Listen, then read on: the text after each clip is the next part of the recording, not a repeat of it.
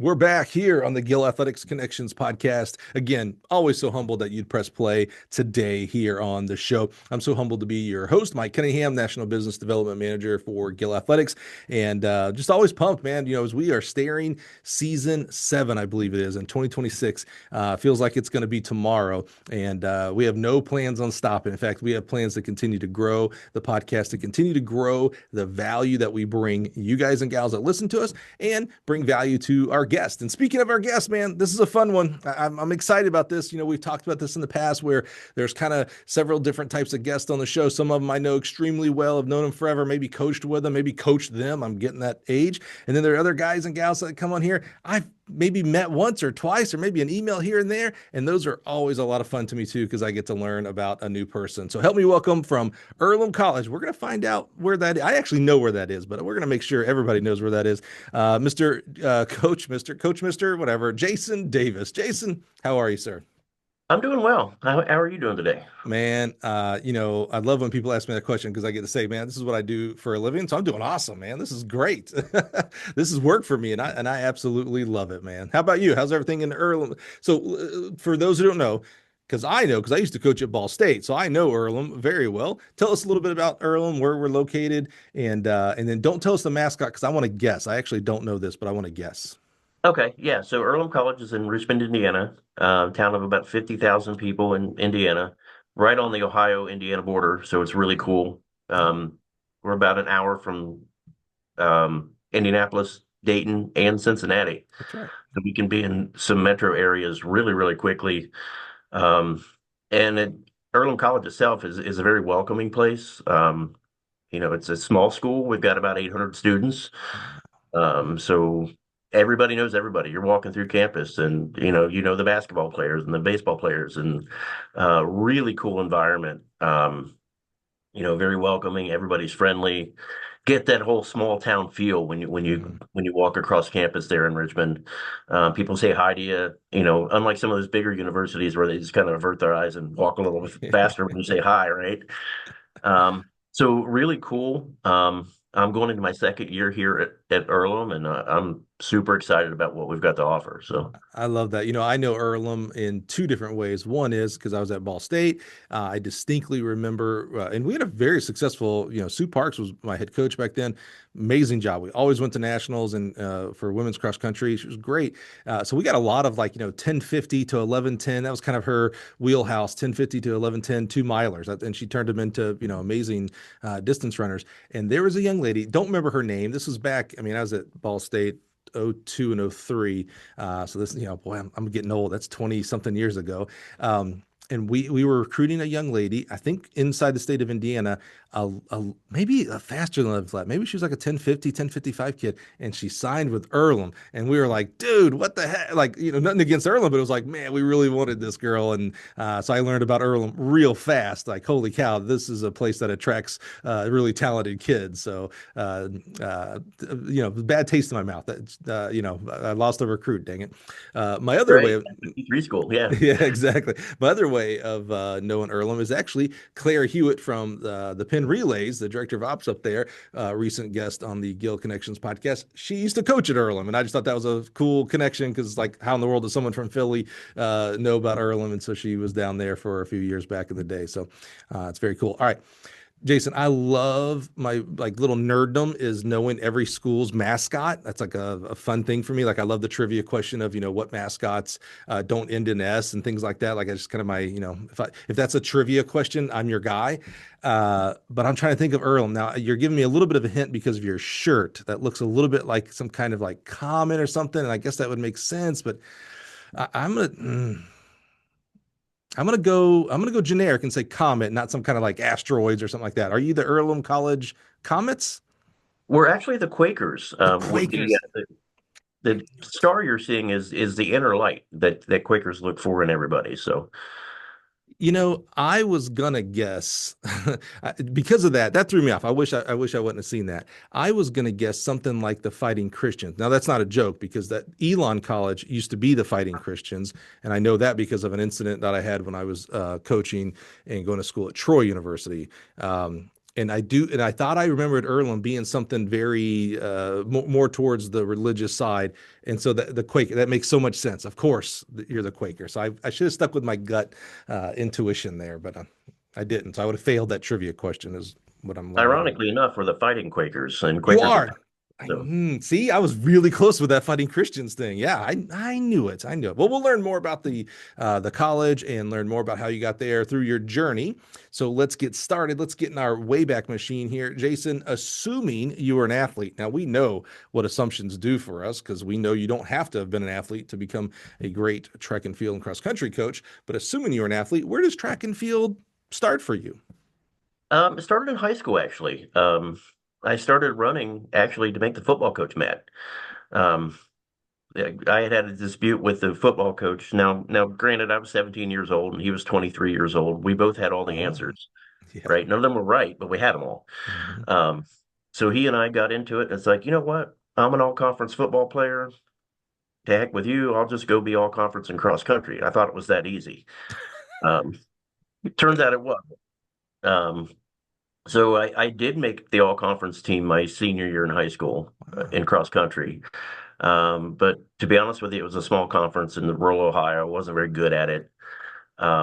And the folks at Wilmington College took a chance on me and let me run on their cross country team. Okay. Well, pause there. Um, Don't get ahead of me too much here. sure. We'll go to Wilmington College. Also, the Quakers, right? Now that I, They are also yeah, the yeah, Quakers. okay, yeah, yeah. We just did their track.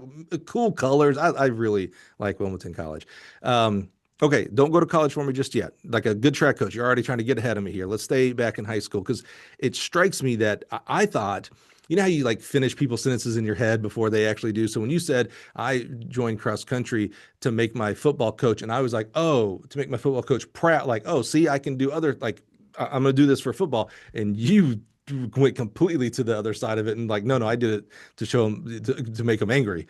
That I've never heard that story. 300 and something episodes. I'm not sure I've heard of a story of a football player joining cross country to show up the football coach. What in the world were you thinking?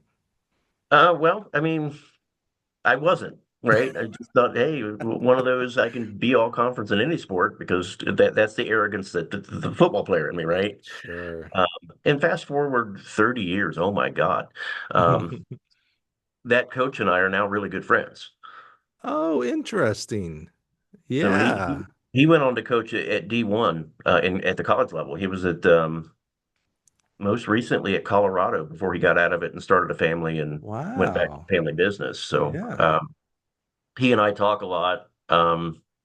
It's ironic. The first time I broke 16 minutes in the 5K, I clipped the newspaper article, highlighted my name, and mailed it to his house. Um, just one of those like Dude, stick it to you, right? what are you I love stories like that because, fast forwarding to our age and stage where we are now, Jason, if someone were to do that to us, if someone were, to stick it to you, Jason, sent a newspaper article, which how would they even find that? They'd have to like send you a tweet or something. You'd be like, well, what the, grow up, you're immature.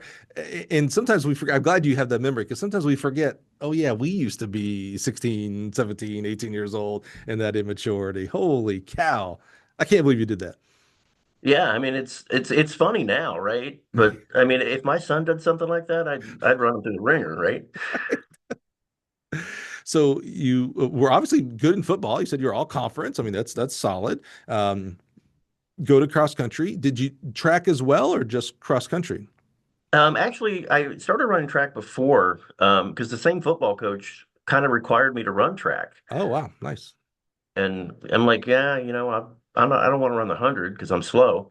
So I went to the distance events and did okay at that. And the track coach was trying to talk me out for the cross country team. And when I had the dispute with the coach, it was a perfect opportunity to. What position did you play in football? I was a linebacker. Yeah, wow, a linebacker distance runner. That's a unique combination. Yeah, I mean the conference I played in, it was very rural. So you could get away with playing linebacker at 130 pounds. Sure. Yeah, good point. Okay. Yeah, yeah, good Um, point. and I don't know that you could do that now, even at that rural school, because Yeah. they build them a little bit bigger these days. So Yeah, the kids have gotten bigger, that's for sure. Absolutely. So Were you like, I love this of our football slash track athletes in high school. I always like to ask the question, would you have considered yourself a football player who ran track or a track athlete who ran football? I'm not sure I can answer that for you based on your description so far. What would you have categorized yourself? Um, the fall sports options were limited where I went to high school. So when I first started high school, you had golf or football if you were a guy. Hmm. So those were your choices. They started cross country my junior year of high school. Oh. Um, and that's when the coach asked me to come out for the team. Now I'd already committed to playing football my junior year. Hmm. So I honored my commitment to football. Right. So now I think that same high school, East Clinton High School in Lee's Creek, Ohio, a tiny little town, um, they still only have golf, football, or cross country in the fall, or Hmm. band. Hmm. Hmm. And while I am a musician, I didn't play the traditional band instruments. Hmm. Um, Hmm.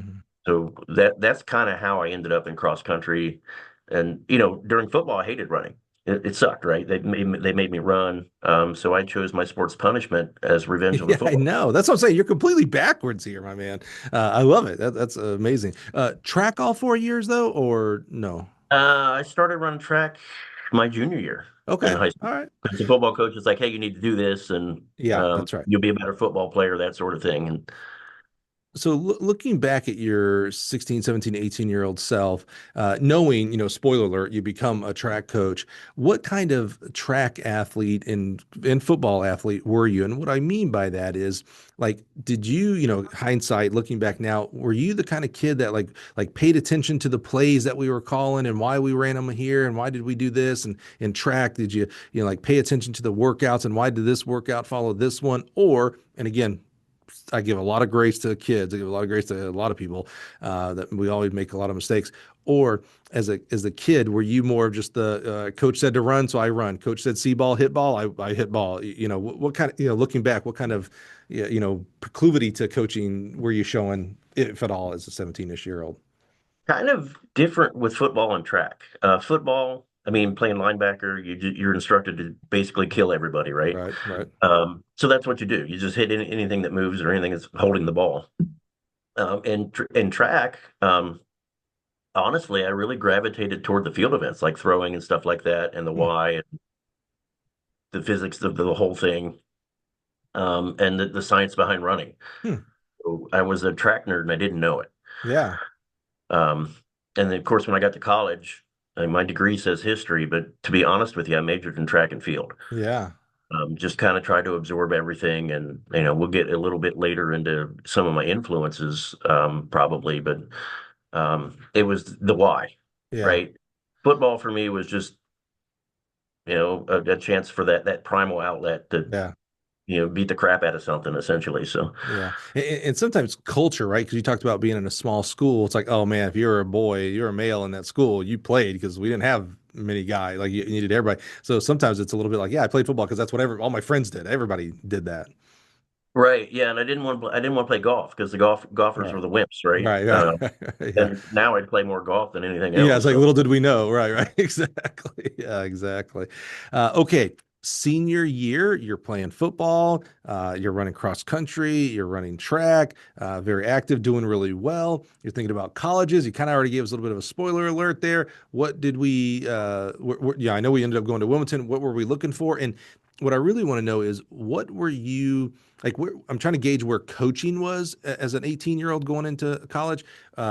You said you ended up majoring in history. Were you thinking at all about becoming a coach? And if not, what were you thinking about becoming as an 18-year-old? when I first went into college, I was an education major, like a Oh, social studies education major. okay. Um, so Wilmington took a chance on me. Coach Combs, one of my big influence there. Yeah, He's Ron's still at great. Wilmington, but he basically told me, "Hey, look, I give everybody one more chance than they deserve, and your one more chance was being on this team." Hmm. So Wow. basically, screw it up, right? Um, so I realized about 3 weeks into college that coaching track and field and cross country was something I wanted to do. Oh, So I dropped the education from the major. Um, Ended up spending 5 years in college. So the fifth year, I was a student assistant coach. yeah. Uh, What, so what that was. You said fairly, and shout out to Ron. He's a great dude. I love him to death. Uh, so I'm not hearing like June of your senior year of high school coaching, but call it 6 months later, by the end of that year, coaching is what was there an influence because of Ron? What kind of almost like a light switch? Normally it's a fader button that, as we get into whatever profession we get to. This seems more like this not even in my head to like, oh yeah, I'm changing majors to become this. It was essentially Ron. I mean, Mm-hmm. Ron's passion for the sport, and Ron's great. I love him. He's one of my best friends. I talk to him probably weekly. And if you hear us talking, you hear us interacting, you think we don't like each other because we're just trading jabs back and forth. But Right, I think it's a Quaker school thing, right? We can't fight with our hands, we fight with our words. right. Um, but it was Ron's passion. It was his dedication to the sport that really turned me on to it. And it's like, he kept telling me, "You're never going to get rich doing this, but it's super fulfilling." Wow. And he wasn't wrong. That is amazing. We're going to stay focused on you, but we do like to talk about mentors and influences, right? I mean, that's amazing. Here's another track coach who you are probably, I don't know, because I kind of think things line up no matter what, but it is a much higher likelihood that you are a track coach today because of his influence on you. But for you going there, if you'd have gone somewhere else, who knows? You might have ended up being that teacher and maybe still ended up being a track coach. But I just love that influence that a guy like Ron had on you as a young and, as an 18, 19-year-old now. Yeah, and it's our GA is actually a Wilmington College graduate as well. Hmm. Um, Hmm. so he was a national qualifier in cross country, and he ran for Ron too. Right. So we get trade Ron Combs stories back and forth. He's evidently mellowed out in the last 30 As I years. say, you got to see a development, right? The kid got the nicer version, right? Yeah, I remember my first cross country race in college. I had come through 5K 30 seconds faster than I ever had in my life, and I still had 3,000 meters to go, right? Ooh. Ron popped out from behind a bush and told me to quit racing like a wuss. He doesn't say that stuff anymore, but Oh, I love that. That's awesome. Okay. Uh, I am curious, and I know you said you're a 130-pound linebacker, but there's opportunities for everybody. No thoughts of playing football in college anywhere? no. After I left the football team my senior year, even at a school like Wilmington, you're going to get killed at 130 pounds. So Yeah. Yeah. maybe be the kicker or something, but I wasn't any good at kicking. So Yeah, yeah. I was an offensive lineman, much smaller than I am today. And I remember I'd already made my college decision. I was coming up to Chicago, high school in Alabama. And I remember, month or so after I'd made my college decision, one of my football coaches comes up to me and goes, Cunningham, like, do you want to play in college? Like, we could find like a D3 spot for you. And I was like, bro, even those kids, I'm not even a D3 kid. Like they would crush me. Like thank God I know where I'm going for college. No way. I wish I could. Like that would have been fun. Like if I'd had the size and and skill to do it. But it's not one of those things where I look back. I don't know about you, but I don't look back and go, man, I wish I would have tried it. Nah, I'm good. yeah, I'm good. I Yeah. mean, I like my brain right where it's at. So Yeah, that's a big part of it too. Exactly. Exactly right. Okay, you're at Wilmington College, a good Ohio school for a good Ohio boy here. You change your major. This kind of sounds like it happens in this fall semester, maybe the start of spring semester, but it happens in your freshman year. Again, hindsight 2020, looking back now, do you remember yourself now looking at workouts differently? And maybe like some people are, we talk about decathletes and heptathletes need to be gym rats to be good. Well, coaches need to be office rats to be good, meaning lots of our undergrad kids come into our offices and sit and talk with us forever about why do this workout? Why do we do that? Not questioning like we should have done something different, but like, I want to know more. I want to know more. What was your interaction? yeah, I mean, I was in Ron's office probably more than I should have been. Hmm. Um, I'd skip a class or two to pick his brain. We'd skip class to get the cross country course ready for home meets and Hmm. things like that. Not that I can encourage anybody to do that these That's right. days. That's right. Um, but yeah, I was all the time asking him, if we're running a marathon, where do we drop the mileage off? Do we do a Hmm. 2 week taper or a 4 week taper? And Right. it's getting a bit into the X's and O's, but Yeah.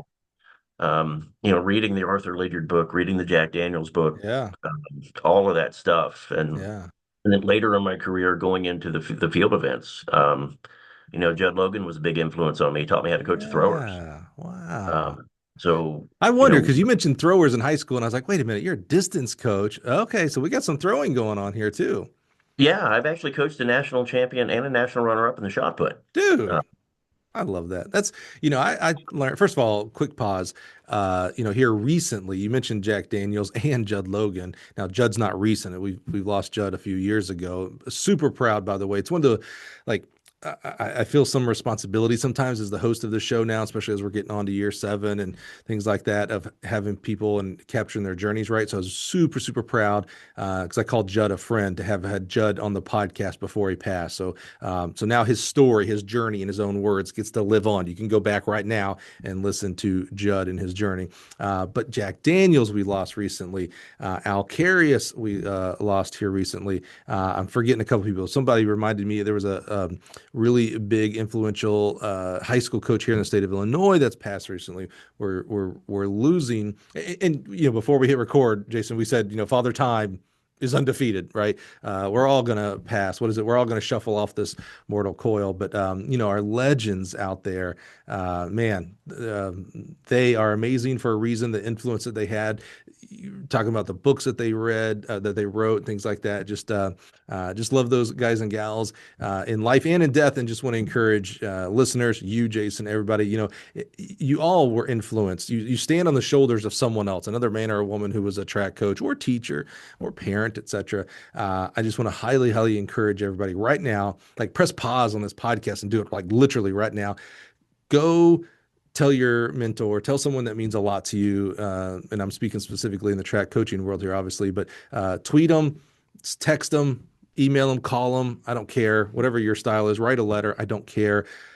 But don't lose the opportunity to say thank you today because we might not have that opportunity tomorrow. So, sorry, I'll step off my soapbox there. But Jason, as you mentioned Jack Daniels, and then you followed up right with Judd Logan. I was like, holy cow! It just kind of hit me there for a minute.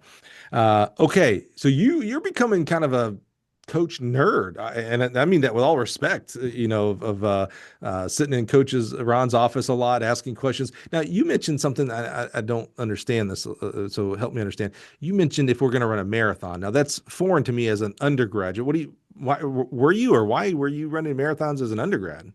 I wasn't. I wanted to. Okay. And Ron actually threatened me. He said he would have his foot would be so far up my rear end if I ran a marathon in college. Yeah, yeah. Okay. But it was more theoretical than anything else, just talking Okay. about, distance running, the science behind it, what workouts to do, when. Okay. Um, and I actually have weekly meetings with all of my distance athletes, talk about workouts. They come in and they question what we're doing, right? Not in a bad way, just, hey, Right. why are we doing this? And I'll share it with them, right? I mean, I don't think coaching should be a big secret. Right. Every track coach and cross country coach that I've talked to, if you have questions, they're happy to answer it. Yeah. A little bit different on the football side of things, right? You ain't sharing Yeah. your. It's a little more closed, my experience. Yeah, yeah. That's right. Yeah. Um, and that's one of the reasons why I coach is the community of people that you're with. I Yeah. mean, generally they're not jerks. Right. So you'll get a few here and there. Yeah, it's a spectrum, right? There's a thousand of us, thousands of us. There's going to be both extremes, by the way. Yeah, I didn't know about the marathon because I know like JUCO and JCAA they have a marathon, or maybe they moved it down to the half marathon. And I thought doesn't or didn't the NAIA have a marathon They still do. champions? Yeah, still do. Right. That's what. So I was wondering. I was like, man, you doing marathon? That just it seems crazy to me. I can't get behind undergrads doing marathons. Sorry, I just can't. And it's not track and field to me. I barely. No offense here, Jason. I barely like the 10,000 being in track and field. I think I've gone on record, and I'll say it till the day I die. And it doesn't matter because I'm not going to have any influence on this. But I think the 3,000 steeple should be the longest that we do on the track because I love the steeple. That's a great event, an amazing event. But anyway. Well, I love that Ron modeled that for you. Like talking about going in and asking questions and hearing answers and being able to just pick his brain and be curious about it. I mean, that is certainly a major influence on you in your career path. Yeah, I mean, it was great. I mean, he never kept any secrets, and when he made mistakes, I mean, when I first got there, we were doing static stretching before we worked out. And then the next year, he's like, "Hey, I'm sorry, I made a mistake. We're gonna change it this way." Wow. Yeah. So, I mean, and that's again one of the great things about coaching is, Did I mean, you mess it up, you're gonna admit to it. did that transformation from one year to the next, static to dynamic, I'm assuming, did that happen to you, like you as an athlete? So like sophomore year you were staticking, and then sophomore or junior year you dynamicked. It was between freshman and sophomore year. So Um, here's what I'm curious about, because I love the way you described it. That Ron came and said, "Hey, boys and girls, boy, I'm sorry, I was wrong, and here's why." Blah blah blah. What did because I wonder, sometimes change is hard because we are concerned about judgment, whether that's from fellow coaches, our spouses, our kids. I mean, say our kids are athletes. We 18 to 20-year-olds. A lot of times I think we're making decisions because we don't want to be judged by them. We all I say we all want to be liked by them and have a relationship. So I'm curious. Give us your take. You said between freshman and sophomore year. So freshman year, you're doing it. I'm gonna call it the traditional way. I don't necessarily call it the old school way. I would call it the wrong way. And from when I coached, static stretching, your coach comes in. You've got a great relationship. You're in his office. You've decided you're going to become a coach because of, in part because of this guy. Sophomore year, he comes in and says, "I was wrong." And he changes up pretty dramatically. I mean, you probably were static stretching your whole life, probably in football and high school track as oh well. yeah, it's just the way it was, right? What did you, as a 19, 20-year-old kid, think about coach when he said that? It gave me more respect for him, because he, said, "Hey, look, this isn't the right way to do it. The new research shows this," and um, it's again one of the reasons why I went into coaching because if new research comes out that proves you wrong, you need to be willing to adapt to that. If you don't, I mean, coaching's kind of adapt or die, right? Um, so that was, one of the things that hit me really hard. Yeah, Being a history major, right? You can't change July 4th, 1776, right? right. That was what it was. Um, but with something that's living and breathing like athletics, new research coming out and all that kind of stuff, it just shows that you should be willing to adapt or maybe find something else to do, go answer phones at Spectrum or something. But Do you remember the consensus of the rest of the team? So you had, some amount of other kids, 20 plus other kids. Was the sentiment more towards your side of like, wow, man, coach is continuing to make himself better. That's awesome. Or was there a consensus of like, oh man, I can't believe my coach was, what do you mean first of all, you're wrong now? Because I can see people always wanting to go back to static. What was the consensus amongst the team in regards to this decision? I mean, kind of the whole spectrum. I mean, some people, like any coaching relationship, not everybody's going to love you. Yeah, good point. Um, so it was one of those things where some people were like, "Man, this guy's full of crap." Hmm. Other people were like, "Well, just do it because coach said to do it." Yeah, that's Uh, right. Other people were kind of like me. It's like, okay, let's do it, right? Hmm. Can't change it. You can't fight City Hall. Let's just go with the program. Hmm. And and then you had a couple of people who were more cerebral. It's interesting that a lot of the people I ran cross country with in college, my classmates, all became college coaches. Ha. So Ron's got this huge coaching tree. Hmm. Um, and those people, the people who are more cerebral about it, were the ones who went into coaching. Interesting.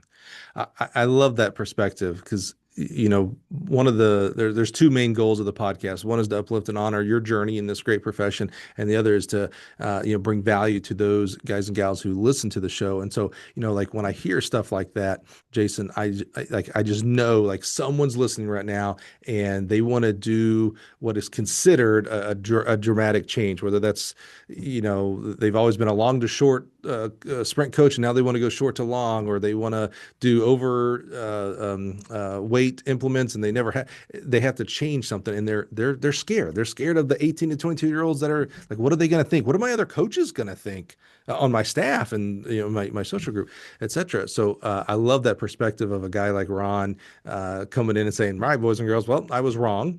Here's why." and let's move forward. And you know what? The world still spun around. His coaching career continued on and continued on successfully. Like nothing bad necessarily. Like half the team didn't transfer out and leave. Like we kept working together and moving forward. So I love that perspective of that. Yeah, it's always fun to talk about things that happened, wow, 30 years ago. We were getting old. We are getting old, man. Father time, baby. That's going to be the theme of this one. Father time does not lose. Okay, you go through 4 years at Wilmington, and you mentioned your fifth year, you were actually a student assistant, an undergraduate student assistant coach. Yeah? Yeah, How yeah. does how does that work out? Because I actually have an experience with this, and because I don't think very many people know about undergraduate student assistant coaches. Talk to us about that. Yeah, so I mean, I had changed my major. It cost me a fifth year. Right. And believe it or not, back then you could get a paid assistant coaching position while being a student. Okay. Um, so, and I want to make a shout out to Ron. They haven't won an OAC title in men's track and field since I was on coaching staff there. Oh, Uh, wow. so, yeah, testing to my coaching prowess, right? That's right. That's Uh, right. but yeah, I mean, so I was able to be an undergraduate assistant coach. And it was kind of weird, the guys that I was partying with 6 months before. Now I've got to be like, hey, look, you can't go to this party. Um, That's my and number one concern. It's usually about an undergrad who does their GA position at the same school, and that's where I was going to go at with you. It's my number one. Like I almost think it should be a rule you're not allowed. Now, undergraduate is a little different, maybe, but yeah. How did you handle that? On in May of 1 year, you were hanging out with your boys playing Xboxes, even though we didn't have Xbox back then. And then in September, you were coach. That seems a little hard. it was hard. It was difficult. Ron actually sat me down and he's like, look, here are the rules. If you can't live with it, you can't do this. Yeah. Uh, and and it was awkward, right? I was roommates with some of those guys. We had an Mm-hmm. apartment, and it's those things that I was participating in 6 months before. Right. Now I can't. That's right. Um, but I was mature enough and had Ron, threatening my life, right? Not really, but Yeah. saying, "Hey, look, if this is what you want to do as a career, these are the things you have to do." Hmm. And I bring him up a lot, but he's was a big influence early in my career and still today, Hmm. because he's like, "You have to do this, this, and this, and this is the way it's got to be." And um, uh, God love him, right? I Yeah. wouldn't be where I am without him. So. How did the like I love the because maybe my fear of the stuff that happens with in typically we're talking about the grad assistants, and like I said, I think it should maybe be a rule that you're not allowed. Maybe that can be overcome with strong leadership from your head coach. So Ron having those discussions it certainly helped. I mean there was it did not help. I just don't know that those type of conversations are happening a lot in a serious manner. Like I think probably every head coach tells their, now GA, hey, look, you're not an undergrad anymore. You got to be a coach. But I think that's like as far as the conversation goes. This sounds like Ron set you down with a little bit more of an in-depth conversation. Yeah, and I do the same thing with all of my assistant coaches, particularly the younger ones. Everywhere I've been, it's like, hey, look, first of all, the student body is not your dating pool. Hmm. You want to go date the co-eds, you got to go down the street to the next college. Um, and just hey, you can't be doing this. You want to drink beer, you got to do it with me, Right, not with not with the team, right, um, and right. things like that. So those are conversations that I do have, Yeah. probably because Ron had those conversations Yeah. with me. That's right. Um, We typically coach how we were coached, and I usually when I say that sentence, I mean the X's and O's of like how many 400 repeats or all that kind of stuff. But also culturally, that's exactly right. If Ron would have had a different attitude towards you as an undergraduate assistant coach, you would have grown up with a different attitude towards assistant coaches until you learned, until something bad happened, and you're either out of a career or someone's out of a career sometimes in that stuff. So yeah, I love that modeling that Ron did for you there. right, and I want to credit my parents for some of that too. They were 100%. uh, That's right. they were a lot more traditional in their upbringings. I mean, Dad wasn't a spare the rod, or Dad was kind of a, you get out of line, I'll put you back in line. Hmm. Hmm. You don't see a lot of that these days. And we can debate the values of traditional parenting or not, but Hmm. that's my parents always raised me to be a yes or no sir kind of guy. Hmm. And then going to a Quaker school when everybody's on a first name basis was a little Hmm. jarring for the first Yeah. couple weeks. Um, but yeah, I mean, Ron and my parents and the folks around me did a very good job of keeping me grounded and putting me back in line Yeah. when I needed to be. And there were times, I love my that. teenage years, that I needed to be put back in line. So, Yeah, absolutely. I love that. Were you coaching primarily distance during this year? my first year, I was super excited. I wanted to coach distance runners. That's all I wanted to do. Hmm. But Ron did a good job of exposing me to pretty much everything, Hmm. throws, jumps, sprints, hurdles. And he had a pretty good staff at the time of, people who could show me those things. And then years later, I got on with Judd, and he really expounded on the throws for me and didn't ask anything in return, just, showed me what to do. And um, when I had a guy beat his guy for the national championship, Judd shook my hand and said, "You're a hell of a throws coach." Wow. And it's like, well, you did this, right? I mean, Yeah, you're showed me how to do this. that's And right. he didn't want any credit for that. Yeah, that sounds like Judd. Yep, Yeah, absolutely. that's who he was. So So 1 year as the undergraduate coach? 1 year there, and then I went to be the head cross country coach at Mount St. Joseph. Yeah. Oh, yeah. All right. Yeah. So 23 years old, head coach of a college program. Yeah. So, normally, but I can't at this age because I already know the answer. I typically, on the first head coaching job, will ask a guest, so like, were you prepared? And, the correct answer is always no, because you're never prepared to actually sit in the seat. I know as a 23-year-old straight out of college, you definitely weren't prepared. What were some of the challenges for you? Well, I was the same age as the kids. Hmm. Um, and at the time, it was a women's only program. They didn't have track and field, nor did they have a men's cross country team at the time. Oh, right. Okay. So it was difficult for me, um, to be the heavy. Hmm.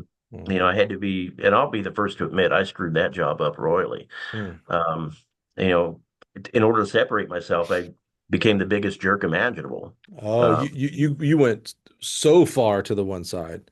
yeah, Oh, interesting. Why do you think you did that? You had some really good examples. Like Ron doesn't sound like he did that. Where does that come from? um, probably because I was the same age, and I put Hmm. a lot of pressure on myself. And this is, I'm the youngest head coach in the country, as far as I know, right? Right, So, right. I've got to make an impact, and I've got to do it right now. Um, Over the years, I've learned some patience, Yeah, um, and to offer people grace, oftentimes when they aren't always doing the right thing, because right. nobody always does the right thing. Um, so that's my reasoning for it. I mean, and that was, man, '01. September 11th happened when I was at Mount St. Joseph. Oh, wow. So that was, quite some time ago. One of the athletes on that team actually married one of my training partners from Wilmington. Wow. And she wouldn't talk to me for several years. Because of Uh, your, I'm gonna call it attitude. yeah, yeah. I mean, it Wow. was probably 15 years later that Jenny started talking to me again. Man, that's hurtful, right? And when I mean hurtful, like, because you only have yourself to blame, but it's like, man, that's not who I set out to be. Right, it's not who I am. Yeah. And I kind of, like I said, I screwed that job up royally. Um, and I mean, you learn. Some days you win, some days Right. you learn. H- Um, how many years there? I was there 1 year. Okay. So, all right, quick question. Where did you go after that? I was at Lee's McRae College down in Oh, North yeah, Carolina. I don't know all these great schools. You said you learned. Did you learn during that year, or do we go to Lee's McRae and learn? Um, I think it was probably at Lee's McRae and learning. Okay, so a And then, year at Mount St. Joseph, great school in the Cincinnati area. Uh, you find yourself. I find this fascinating. I kind of want to double click in here because I think this is a not uncommon. That's a terrible way of saying common thing that happens to coaches. I think sometimes we go in because I can remember I'm picturing my first time coaching, and I was the exact same thing. I was like, oh, I've got to be the heavy. It's easier to put the boot down and and lift it up a little bit than it is to come in and be the other extreme, the free willing, loving, every blah blah blah, and then try to incorporate rules and non-timeness and things like that. And so both sides have a lot of credence, right? Like, yeah, you are the disciplinarian, you are the coach, you are the leader, but that doesn't mean we need to go all the way over to too far, right? So I think this is very common. So you go to Lees McRae, you continue to develop as a coach. What influences what helped you to, I don't want to say lighten up because I don't think that's the problem here. You know what I'm saying? I think the problem is communication. Mm, I wasn't a great communicator at 23 years of age. okay. You could be So, forgiven for that, by the way. You're 23. That's still a kid in my book, especially at my age, right? That's a kid. yeah, I mean, my kid's about that age now. Hmm. God, he's going to be 20. Um, but I learned how to communicate, and we have so many avenues to communicate these days. And that's what I do now. And I learned a lot from the folks at Lees McRae. I mean, Craig McPhail, Hmm. I think he just left there to join it, to run a conference office or something. Right. Um, he and I didn't always see eye to eye on many things, but he was a good communicator. Hmm. So he did help educate me on the importance of communication. Right. A guy by the name of Scott Myers was there. Same thing. He's a good friend of mine to this day. He's not coaching anymore, but is big on communication. The guy who followed in there, Lee Fletcher, same Hmm. thing. Yeah, no, yeah. Um, all about talking to people, communicating what your expectations are, and you don't have to be a jerk. Right.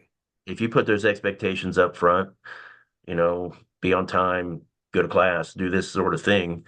Um, then when they get sideways of you, they know, and they know what Yeah. the consequences are. That's a communication is a great word there because I was trying to think of something like whether it's anger issues or just over domineering or you weren't coached this way because sometimes it happens because that's how we were coached.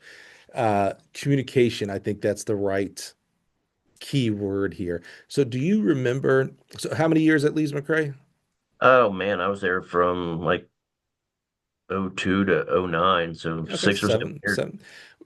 can you think of it? It's not necessarily that the answer is yes, that this would have occurred, but was there an aha moment for you? Like whether it was, one of your head coaches, the way they spoke to someone and you're like, wait a minute, and that worked? Well, maybe I should be doing that, or a book you read, or, when we're in any of our professions, where we're coaching high school or college, there's professional development. We'll have speakers come in, things like that. Can you think of like an aha moment of like, oh man, I think I'm doing this wrong? Well, I mean, I think it was a confrontation that I had with Craig, Mm. because I was all about the X's and O's and the science and that kind of stuff. And he came in one day and he's like, "I feel like I'm talking to the back of my head." I'm like, "What are you talking about, right?" And he was Oh, wrong, right? I just wasn't great at. I wasn't exactly Ronald Reagan. He was known as a great communicator, right. and that's not something I was good at.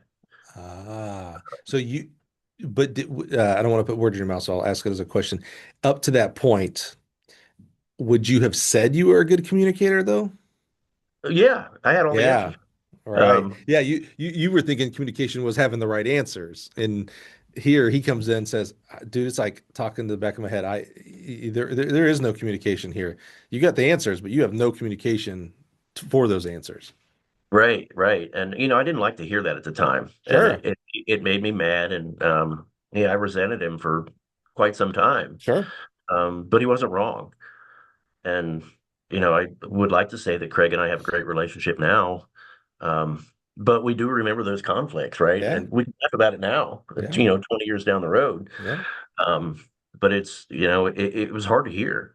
Yeah. Um, but sometimes as a coach and a mentor, you have to deliver those messages that maybe aren't real comfortable to deliver. So, Yeah. So how did you, I love that there was an inflection point of like, whoa, what does he mean? Like, I thought we were fine communication.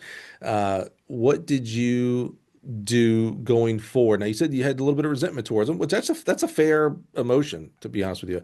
I almost appreciate that more than if it would have been like an automatic, like, oh, I flipped right there. Because then if you flip that fast on something, it always feels to me like, oh, well, you'll just flip to something else or back just as quickly, right? Like we need processes. Sometimes it has to take time.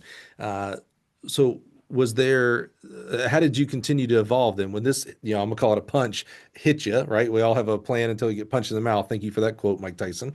Uh, you start realizing like, oh, maybe he's right. What do you do to improve?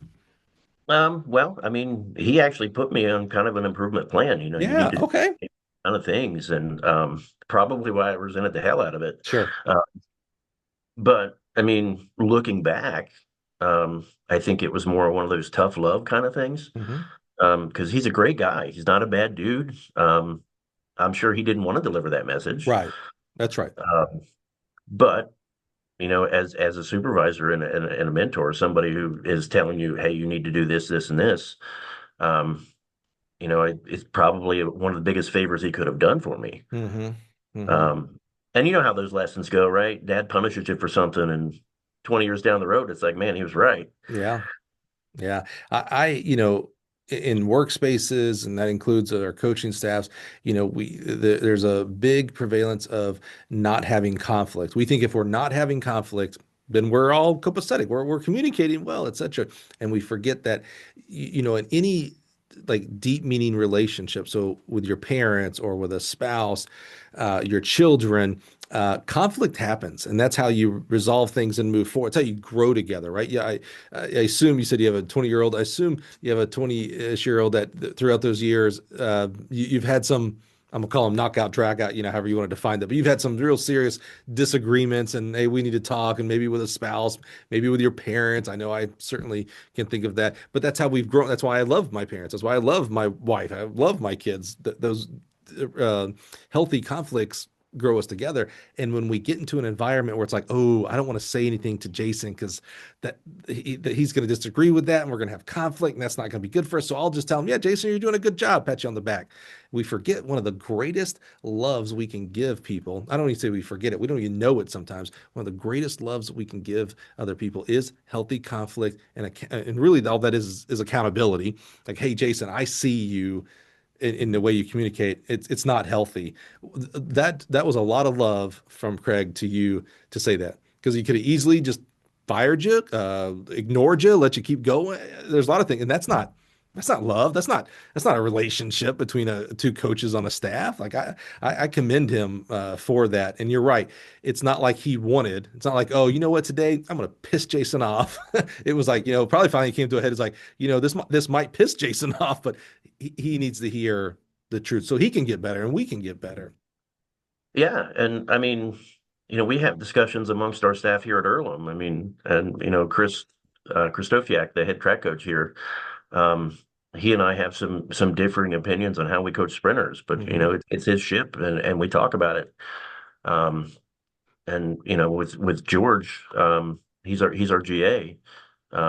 He's learning about all. I'll see him pop into throws practice and learn stuff about that, and um, he and I don't always agree on distance running philosophy and Hmm. how we're doing things, and so we have those open discussions. One of the reasons I love the staff that we have is we have those discussions, we have those conflicts, and then when sometimes the athletes will hear those discussions and they're like, "Why are you guys beefing?" It's like we're not. Right. Right. We're absolutely not. We're just Yeah. having a spirited debate on how to coach a 400-meter runner. Yeah. Yeah. Um, and that's something that too often probably doesn't happen with a lot of staffs. I Yeah. mean, Well, we see I call it healthy conflict. We see, and sometimes it's born out of, trauma is a big word of ourselves is with our parents. And we see unhealthy conflict, when things go too far, whether it becomes physical or demeaning, et cetera. And so we then just cut off all conflict. It's like, well, I don't want that. I don't want that to happen to me in my relationship, whatever relationship that might be. So I'm just not going to confront it at all. And it's like, no, there is almost like we talked about the coaching side of it. Like there is a better side to it. You don't have to go to the extremes, no conflict or beating someone or demeaning someone. There is a healthy conflict in the middle of that.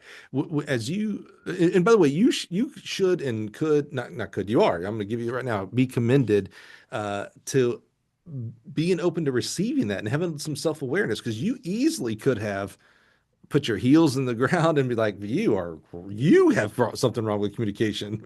Not me. I'm doing great. I'm 24, 25 years old. I'm a coach. Where were you at 25? You easily could have put the walls up and kept going down in a negative way. It hit you and you were able to receive that through your 7 years as you start this journey of increasing and better communication. Did you see your relationship with athletes change for the good? Yeah, I mean, some of those athletes from Lee's McRae, they still talk to me every day, or not every day, but Yeah. quite often. Kind of fast forward to when I was at Marietta, one of my high jumpers at Lee's McRae walks into my office and Nice. he's like, "Hey, old man, what's up?" I'm like, "Danny, what are you doing here?" Right? He was the uh, football referee for the game the next day. Oh, nice. Um, so I texted the football coach and it's like, "Hey, how many points do you want to score tomorrow?" Because Yeah, I got a guy. And so, you see these people years later and That's they're awesome. still talking to you. They send you birthday cards. They tell you, hey, my wife is pregnant. I'm going to have a kid. Yeah. You get invited. I've been to more weddings than I can count at this point. Yeah. Um, so it's always fun when you make those kind of connections with people, because at first there's just some, snot-nosed 18-year-old kid, right? Yeah. Yeah. Um, and then and then you're yelling at them, right? You got to jump higher, run faster, or something like that. And now you're friends with them. You have relationships with these people, Yeah. and at the end of the day, that's what it's about for me is the relationships that you establish with people, and not necessarily the difference. Well, I guess it is the difference that you make in their life, right? Mhm. You're not doing heart transplants or brain surgery or anything like that, but you are Yeah, but then you go to hopefully. but you talk about the extreme there, Jason. The extreme are people who can do heart transplants and brain surgeries and stuff like that, right? 99.9% of the kids you have coached and will coach for the rest of your life are not going to go pro in track and field. It's just a fact, right? But 100% of those kids are going to go on to become moms and dads and business owners and coaches and teachers and members of society. That is your greatest impact as a track coach that you can make them as great a high jumper, great as distance runner as possible. But there is a ceiling to 99.9% of us in regards to, becoming that as an adult. But we have no ceiling when it comes to how good of a parent can you be? How good of a neighbor can you be? How good of a business owner can you be? And that is what track coaches like yourself are doing by establishing these relationships. That is an impact. It makes it more fun for both of you, by the way. As a coach, it's more fun when kids walk into your office, 5 years later, or you get the wedding invitation. That's whether you go or don't go, whether you like or don't like to go to those kind of things. There's, to your point, there's a smile. There's like, oh man, they thought enough of me. The reverse is true. That young man or young woman that is a 25, 30, 35-year-old adult can look back at their time at Earlham today or Lee's McRae yesterday with you and say, wow, you know what? That was a positive part of my college experience. Because not everything is positive. They may have just a absolutely terrible major. They picked the wrong major, and their professors are they don't get along, or they're homesick because they're whatever. There's many things that can make an experience negative. You having a positive experience with them is a much greater thing for them as they grow up to become non-professional track runners. Because again, we're not Division I football, baseball, whatever, where it's like, oh, part of my responsibility is help these kids make it to the league or whatever. It's like, man, we don't have that. I'm sorry. That's I can't even make my fingers that small. But 100% of them are going to the league called life. They're going into society, and that positive experience is a major, major, major factor in their quality of life. Right, right. And the wall behind me, we mentioned that before we got recorded. Mhm. All of those things were given to me by athletes. The Uh, painting with the blocks on it you see yeah. was actually painted by an athlete at Marietta. Oh, that's so And cool. she had an art showing. Um, and I saw the painting. I'm like, that's really cool, right? So a week later, she comes in. It's wrapped up, and on the back of it, it's got dinosaurs on it. And she autographed. It's like you're a dynamite coach, and like Bro, so really cool. So all that come stuff behind on. me is stuff that athletes have shared with me.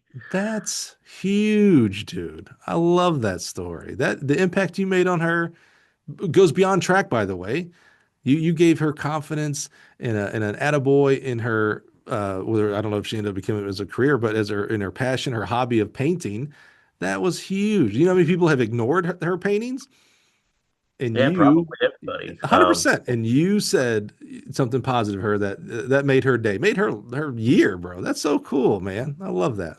She's actually doing really well for herself. She's working for the Catholic diocese in Columbus, Oh, dude. Okay. doing like Yeah. graphic design and all that kind of stuff. So, I've wondered. Yep. So she kept that. I love that. Okay. 7 years at Lee's McRae. You're on this journey of much better communication, which is positively affecting the relationship you have with kids. Where do we go and why? Why did we leave? we actually went to my ex-wife had taken a job in Pennsylvania. Hmm. Um, and our son was 3, so it's like, well, I guess we're moving to Pennsylvania, right? Yeah. So I get on at Bloomsburg University, Oh, yeah. uh, Okay. coaching the pole vaulters and the jumpers. Yeah. So, Um, okay, thank you for saying that. So, where is this coming from? And what I mean by that is the majority of our coaches are very singular focused. I'm a distance coach, I'm a throws coach, etc. One of the more important lessons, and there were many of them, that another person that has shuffled off this mortal called Brooks Johnson, he was a guest on the podcast. Brooks and a few other coaches, Harry Mara and the like, have really taught me, and I did not when I was a coach, I did not subscribe to this. I hope I would have gotten there, but I certainly do now as a coach of coaches, that you are not a distance coach, a pole vault coach, a throws coach. You are a track coach. All the events, I remember Brooks, and I'm paraphrasing a little bit here, said, all the events have the same goal, move the center of mass, a specific, some do it, by going around and around like a discus, and some do it by going down the runway and then popping up for a long jump. Distance runners do it, for 25 laps. That's too many. But you're a like you should be a track coach first and foremost. I'm starting to hear this from you because I already knew throws and distance. That's an odd combination. I love that. And now you're adding pole vault and stuff into it. Where's this coming from? I mean, that was one of the things that Ron taught me, right? You can't just have your pigeonhole. Right, right, right. So it was, and it sounds bad now, but he's like, look, you're a short white distance coach who's a guy. So you better learn how to do something else as far as that goes. And he really pushed me to broaden my horizons and expand stuff. And um, Ron really taught me a lot about the high jump. We disagree philosophically on a lot of stuff about the high jump, but that's where I got my start with the jumps. Yeah, I mean, Ron's arguably one of the best high jump coaches in the country. yeah. Um, learning a lot from him there, and just, not just pigeonholing yourself into distance. Now, don't get me wrong, I love the distances. Um, but, I've also coached All-Americans in the hurdles, high jump, things like that. Yeah. So the important part is, to do your research. And when I told you I was a track nerd, I mean, I'm all in. Yeah, yeah. I've got the Jack Daniels book open on my desk here. I've got some articles and some paperwork that Judd and I shared over the years on the other side of the desk about throws. Um, So and what again, I truly believe in the majority of cases we coach how we were coached until we learn more, et cetera. And that boils down to what we coach as well, right? So you were a distance in now you had a strong influence with Ron about these other events, but you were a distance kid as an athlete. You were a distance kid. But to learn these other events can sometimes be daunting for a couple of reasons. One, right? We never did them. Or maybe, you're on a college team, you had some buddies that were long jumpers, and you're like, oh, I could do that. And you go try it, and you're like, holy crap, that's hard. And now there becomes intimidation of like, I couldn't even do the long jump, triple jump, whatever. What have you done up to this point as we get to Bloomsburg for coaching education? I'm hearing I tend to take coaching education in two ways, formal and informal. Formal being our USATF certifications, USTFCA, ALTIS, things like that. Informal, and neither is more important, by the way, is mentorship. And I'm hearing a lot of that with Ron and Judd and things like that. What are you done up to this point to learn these pole vault and throws? What else have you done up to this point, coaching education wise? it was more informal. Mm, So asking people, there's a guy in Cincinnati, Ohio, Andy Wolf. mm, His son pole vaulted at Wilmington. mm. kind of corresponded my time there. He was one of the best high school pole vault coaches that I knew. So I absorbed a lot from Andy. Absorbed a lot from Lou over there at Grand Valley State, Lou Mhm. Andriatis. Yeah. He was also coached by Andy Wolf. Um, Oh, is that so right? kind of a big connection there. I knew he was a Cincinnati kid, so that makes sense. Yeah. Yeah, so talking a lot with those folks, talking with Judd and asking coaches at meet, say, hey, what do you do? How talk about the foot position at triple jump and just all of this stuff. Mhm. And then of course going to coaching clinics and absorbing that stuff. Right. I do have my level one certification, Hmm. but I find it less important than the informal stuff. Hmm. Hmm. Kind of like, have you ever seen the movie Good Will Hunting? Of I could get course. that education on $5 worth of Yeah. late at the library. Yeah, yeah, yeah, Um, yeah, that's kind of my philosophy on that, right? yeah, I mean, I think the way you learn things in an informal, real world setting are more important than, that piece of paper you've got hanging on your wall. yeah, yeah. I don't know if I'd hard push back on that. I think the certifications, whether it's USATF, USTFCA, Altus, etc., uh, play into it. However, or have value. However, I'm kind of contradicting myself because I think about like I guess what I'm saying is like these certifications like a level one because it does every event. I'm like, I think a throws coach should know about distance and things like that, even though they may not ever use them. But on the same hand, I'll tell you, I'm not necessarily agreeing with college that they have to study all these gen ed stuff. Like, if you want to be an English major, you should probably just do English, in my opinion, or maybe not as much as the other stuff. I don't think you need math and things like that. So I'm kind of speaking out of both sides of my mouth. However, level ones and such extremely valuable for our high school coaches who are typically going to coach a lot of different events, but also for our college coaches. Even if you're never going to coach, if you're a throws coach and you take level one and you think you're going to sleep through the distance portion, it's like, but it gives you respect for the distance guys and gals. Like, so you understand, you have more empathy for your distance coach when you're on staff and your distance athletes of like, oh, the other kids are making fun, but guys, they're working hard. They're working differently, but they're working hard. So I think that base of level ones and stuff are important. And then as you get more into level twos and things like that, I think those are highly important. I don't discount the informal though. I think that's very, very important. We talk about hallway talks all the time at convention and level twos and things like that. Many of Yeah, good things have been learned by late nights and 1 in the morning. yeah, and I mean, I remember when I had a thrower I was at Lake Superior State up in Michigan, and this kid was 6 foot 10 inches tall. He was a Dude, shot put, big dude, had a shot holy, to get into my door. His dad was even taller. So I asked dad if he wanted to come throw for me too. wow. Uh, but this kid was a glider. He was a state champ in Michigan.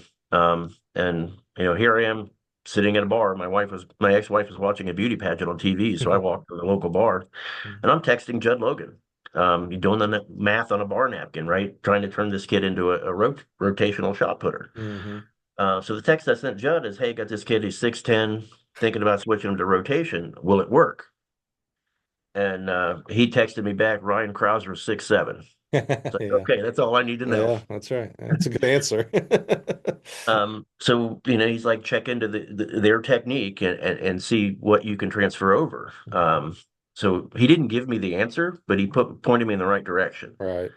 Um, and we ended up switching him to be a rotator in the shot put, and he added 3 meters to his throw. Wow.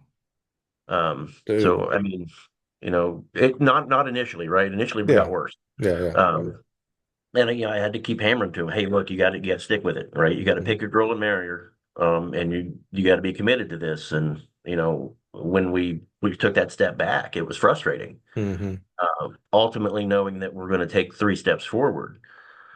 And credit to the kid, he was super patient, Mhm. and really, really took on to it and Yeah. did well with it. And 6'10". Thanks for being tall, because that's the one thing you couldn't coach. Yeah, he was big and strong. There's two things I can't teach, Yeah, right? that's amazing. Holy cow. So Bloomsburg to Lake Superior? Went from Bloomsburg to Susquehanna Okay. All right. over to The Selinsgrove and the uh worked the for. the Hornets or something like that. They were the Crusaders when I was there. Oh, They're see, I didn't the know this one. they're the Riverhawks now. Riverheart. I thought they were some kind of, well, no, obviously not. I'm thinking of someone else then. Okay. Yeah, Uh Riverhawks, though. I like Riverhawks. Yeah, Uh, the whole controversy over the mascot after I yeah, had left. yeah, yeah, Um, yeah, yeah. Wait, they were the Crusaders? they were Oh, the Crusaders, yeah. is that your history major? Teach me. Is that because the conquerors of Native Americans? Is that what that is? Because Uh, the Crusaders not a Native American. no, the Crusades were something that happened in the Middle Ages when we're fighting the Muslims. Uh, Okay, okay, Christians were okay. fighting the Muslims over in the Middle East and stuff. Kind of the whole Okay, root of that conflict has been going on for hundreds of years. right. Um, but yeah, we were the Crusaders at the time. And so that Uh, became the controversy, what the Crusades and Crusaders did.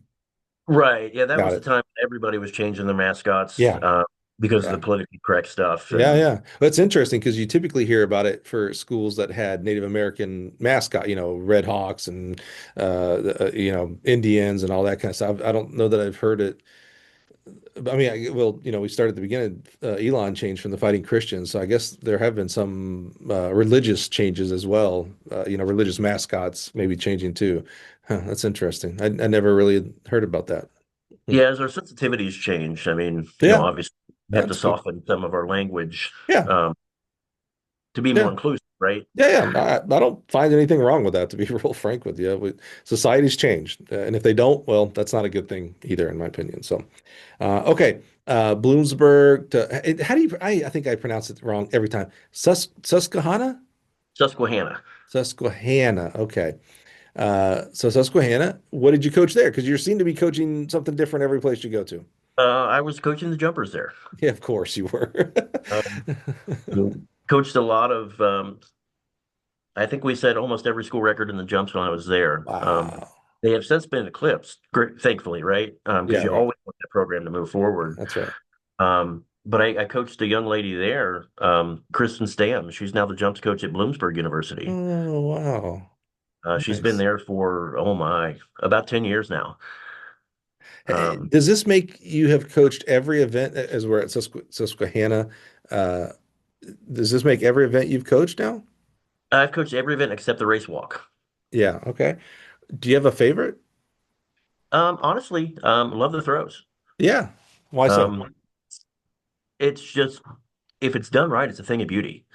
Particularly the hammer throw. It's just something that One of my you know is favorites. is beautiful to watch. And if it's done wrong, it's kind of a crap show, right?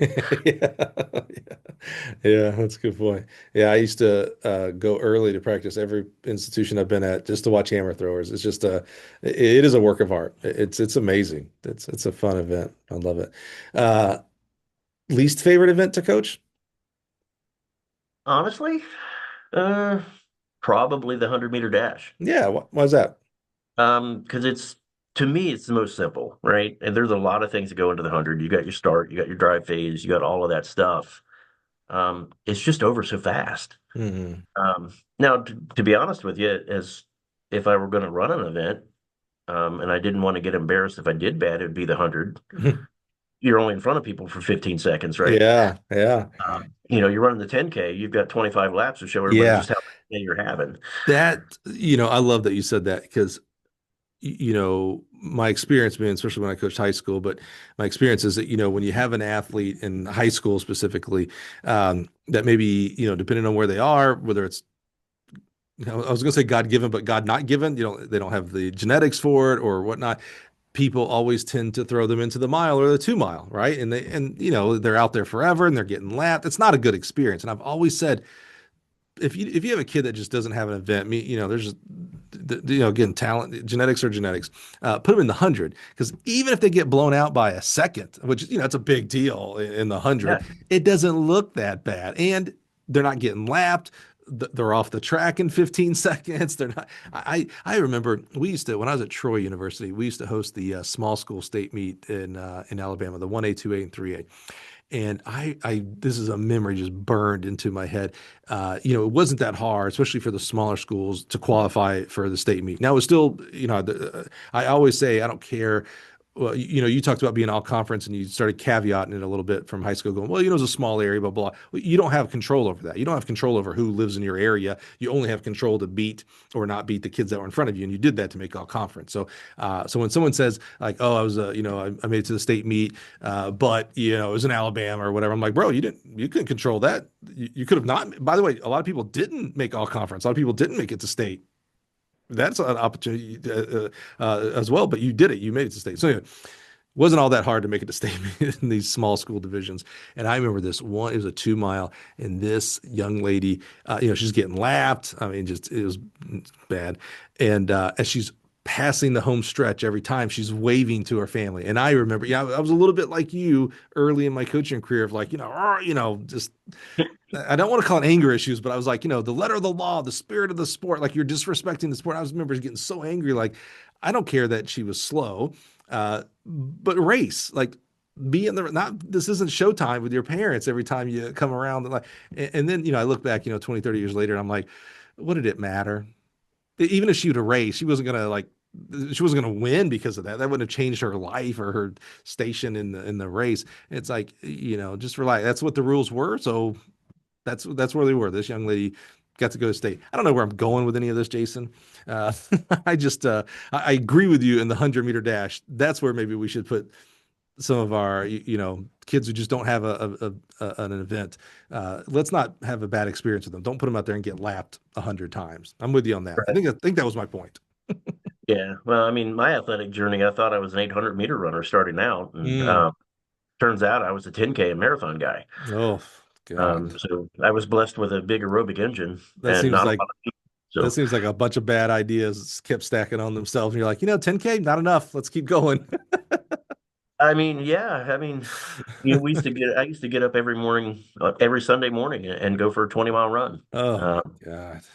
and I'd get up, take a shower, go run 20 miles, take another shower, and hit the buffet and right, eat everything in sight. So, Sure. Yeah. How many marathons have you run?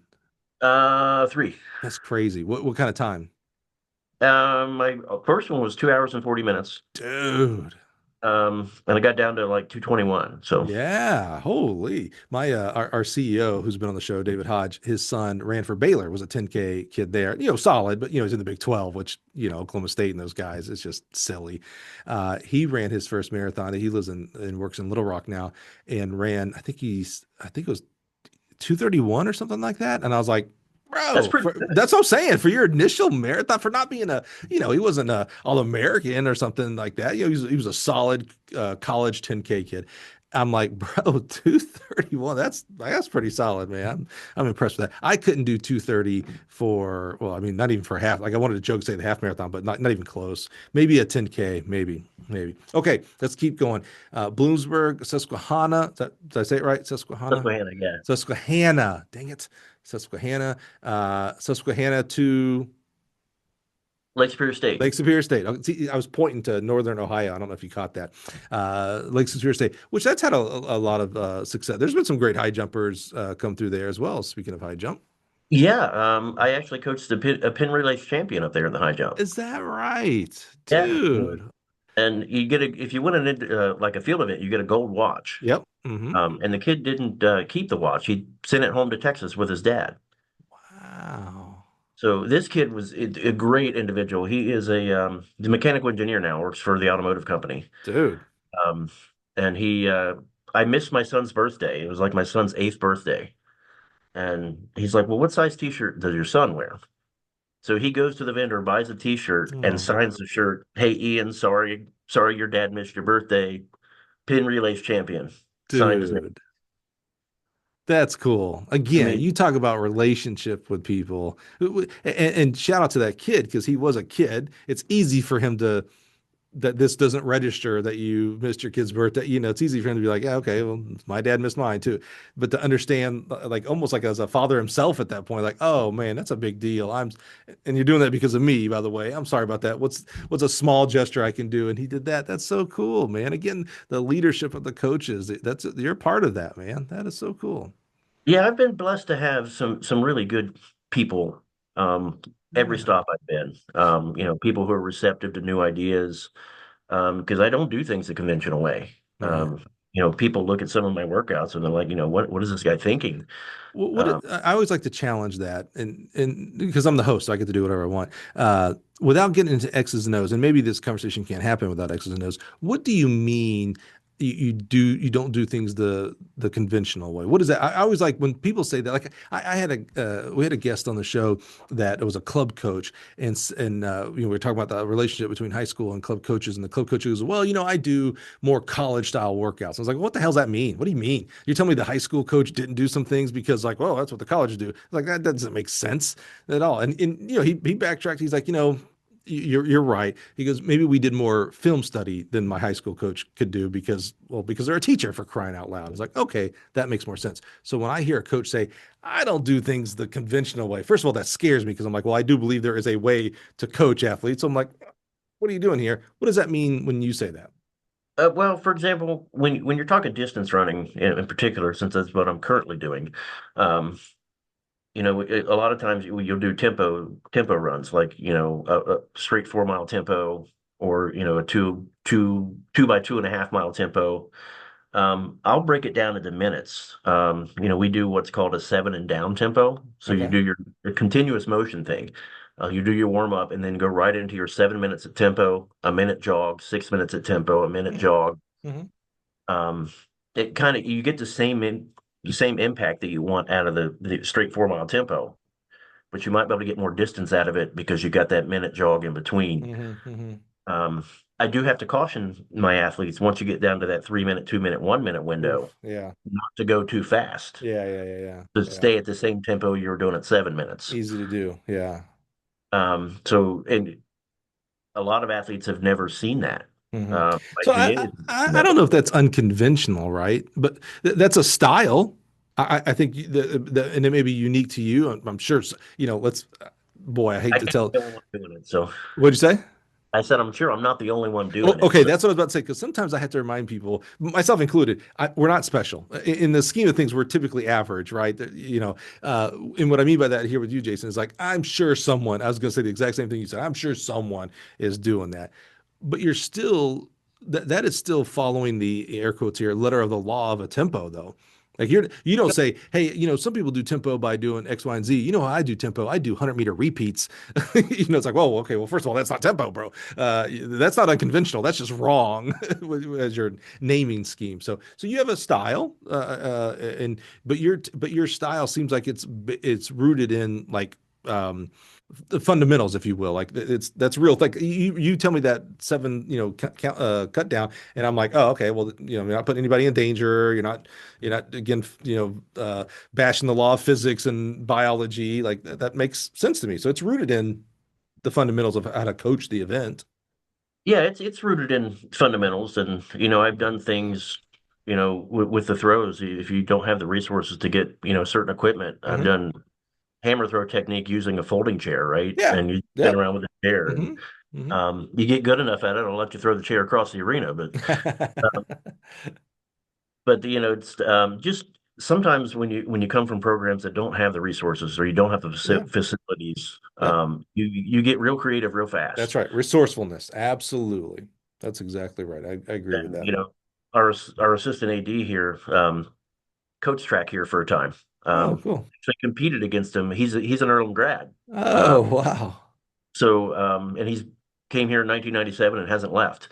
Um, but I Nice. remember seeing him, and when I interviewed for the job here at Earlham, he's like, "Man, I don't remember you." And it's like, well, back then I had really long hair and wore sunglasses a lot.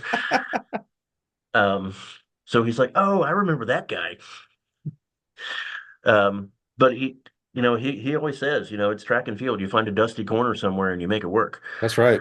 That's exactly right. That's exactly right. So Bloomsburg, Susquehanna, Lake Superior, Earlham? Marietta. That's right. You did mention Marietta, Earlham? Yeah. Okay. You have gotten me beat in the number of institutions that you've coached at. Why so many institutions? And I'm not judging when I say that. There's a reason why you moved. And by the way, zero judgment on people that move jobs, by the way, because there is always some reason. And by the way, higher pay is an extremely positive reason, in my opinion. Like I'm tired of in our sport, our profession of coaching track and field, where people say, "Ah, it's not. I'm not in it for the money, and I don't do it for the money." And it's like, yeah, I don't want that to be your number one thing necessarily for any job, sales, etc.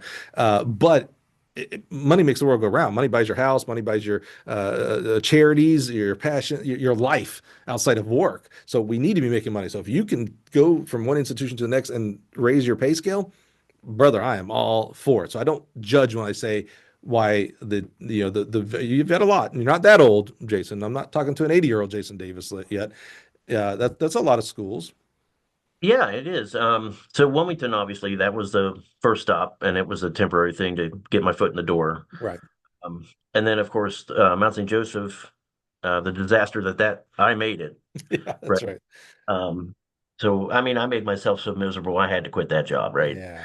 Um, so my ex-wife had moved down to took a job as an athletic trainer at Lee's McRae. Right, right. So Hey, it's and like, by the way, I'm sorry to interrupt. I do think things happen for the right reasons, and that you are where you are supposed to be right now. Doesn't mean that's a good situation or a bad situation. It doesn't mean that's the situation for the rest of your life. But I think, like as you were talking about your time at Mount St. Joseph, I was like, oh man, I wish you'd have been able to learn earlier. You could have, maybe you'd be at Mount St. Joseph today in a 30-year career or there and all that kind of stuff, right? But then I started thinking, it's like, oh wait, if you don't have that experience at Mount St. Joseph, and by the way, I really appreciate, and I got to make sure we call this out. I love you pointing thumbs, not fingers. You didn't say you didn't let anything get in the way of what happened there. You didn't say the environment, the school, they only had women's cross. You said I made that environment bad. So I appreciate that. That is a strong statement, a strong leadership statement. But then you go to Lees McRae. I think you had to have that situation at Mount St. Joseph to go to Lees McRae, and then for coach to say, "Hey, man, I feel like I'm talking in the back of my head when I talk to you." Like I think that's a big inflection point for your life, brother, specifically in your profession here. I think it's a big inflection that had to happen, or you may not be here today. Meaning you might not be in the profession, you might not be at Earlham, etc. So I think what happened at Mount St. Joseph, I'm glad it happened. I hate that it happened, but I'm glad it happened because that enabled you to, okay, I got to get out of here. This is not healthy for anybody. You go to Lees McRae and you kind of get hit in the head, and that starts a journey of better communication, etc. So I just want to point out, I think wherever you are today, where your feet are, is exactly where you're supposed to be today.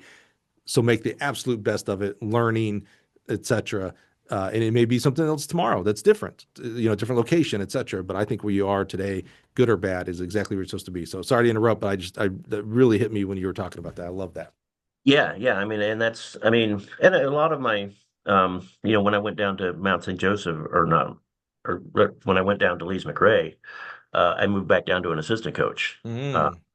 So, That's right. You uh, were a head coach at 23. No business being a head coach there. Yeah, honestly, no 23-year-old is ready. administration, that's they should be pointing their own thumbs, not fingers of that they made a mistake with that. I'm sorry. And if you're listening, you're a 23-year-old head coach, God bless you. You're not ready. You're not I challenge that you're doing it right. And I hope you're not doing it right, because that means you have room to grow. If you're already doing it right, which no one is, there's no room to grow. So you'll grow. But man, if you are a young head coach, with not a lot of experience, I just implore you to get a mentor, get someone, get an accountability buddy out there that's going to hold your feet to the fire, or else you're going to make the experience of those athletes atrocious, and that's bad for you and them. By the way, that's nothing good is coming from that. So yeah, you go to an assistant coach, so you get to get much smaller responsibilities, and you get a head coach and other coaches around you to help with accountability. Yep. Yeah, and a lot of my movement was, when my ex-wife would find a new job, we would move. Hmm. You said she was Um, a trainer, an athletic trainer. she was an athletic trainer. She's currently a wellness coach, Oh, oh, using her athletic training skills. So, cool. lot less hours, a lot more money. Yeah, Um, sweet. Those are always good. me just being a track coach, right, would follow the money. Yep. essentially, which would have been her. Yep. Uh, Absolutely. so that's what precipitated the move to Pennsylvania. Yep. The move to Michigan was me. Hmm. Um, and then the move down to Ohio was again pursuing her career. Yeah. She got an opportunity at Muskingum University. Oh yeah. Um, and That's she's like, that's one of the cooler mascots too, by the way. I can't think of the name, but I can see the fish. image. It's like a Yeah, mud shark or something like that, or it's a muskie. yeah, that's it. Yeah, it's a cool the way they graphic it, it's pretty cool. Yeah, yeah. Yeah. How'd you like Marietta? I've had a lot of experience with Marietta. A lot of good coaches have come through there. Yeah, I like the experience at Marietta. The athletes were wonderful. Some of the support structure that has traditionally been there has evaporated Mm, due to financial reasons yeah, at the school. A lot of schools are struggling right now. yeah. Um, so, when I left Marietta, it was going into my son's senior year of high school. Mm, And doing what I do for a living, I've missed all of his first stuff. So it's like, you know what? I'm going to take a step back. I'm going to come out of coaching I was out of coaching for a year yeah. and ended up taking a job at working at Spectrum, answering phone calls You when know, people were you, about you their bill. said that earlier, and I was like, that was an odd reference. And now it's not odd. This makes sense. Okay. Yeah, I mean, there were Saturday mornings or Saturdays days when I'd get cussed out like 27 or 30 times a day because somebody didn't want to pay their cable bill. Yeah. Um, and so I did that so I could see my son's final. So I'd go to his graduation, so I could see his final cross country and track meets, Oh, that's cool. um, and then the opportunity came up at Earlham. I was talking with Ron Collins, and he's like, "What are you doing?" I'm like, "Well, I'd rather be coaching." And he said, "Well, Earlham's open." And he said, one of my alumni is coaching there. He's That's like, a right. guy named George is coaching there. So I called George and I'm like, hey, what's going on? Right. He's like, well, we need a cross country coach. So I applied. This is on a Thursday. I get a call on Friday saying, hey, can you come for an interview on Monday? Interview on Monday, get back home. They call me on Tuesday. It's like, hey, you want the job? Dude. One of those things is like, and you got 10 days to be here. Oh, wow. Holy. So, kind of a roller coaster. But to be honest with you, I set foot on Earlham's campus. I was here for 5 minutes and I knew this is where I needed to be. Is that right? Now, and you have a lot of campuses to compare to, and it was immediate. Yeah, it was within 5 minutes. I met with Nick Johnson. He's assistant athletic director here. Right. Coached football here. He's coached track here. Great guy. And when we were talking, I'm like, this is where I need to be. This is a good fit. Went Wow. to a Quaker school initially. Right. It started my career. So I figure I started my career as a Quaker. I'll end it as Yeah, one. yeah, that's right. That's right. And you said Earlham, you said 8 to 900 students? Yeah, we got about 800 students right now. How many kids on the track cross country roster? We've got about 20 cross country, close to 40 on the track roster. We want to make that bigger. 40 total men. Do you have just women?